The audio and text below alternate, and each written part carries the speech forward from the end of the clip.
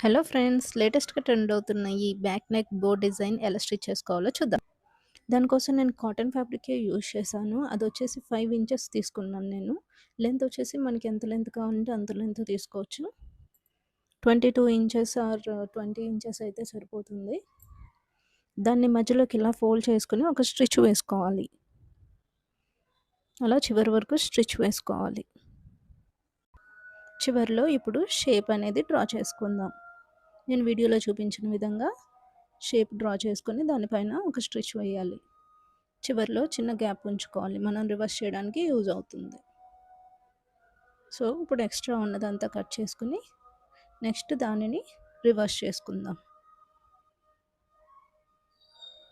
ఇలా రివర్స్ చేసిన తర్వాత ఇప్పుడు పైన ఇంకో స్టిచ్ అలా చివరి వరకు వేసిన తర్వాత చివరిలో మనం చిన్న గ్యాప్ వదిలేసాం కదా! అది లోపలికి ఫోల్డ్ చేసుకొని స్టిచ్ వేసుకోవాలి. Wait for part 2.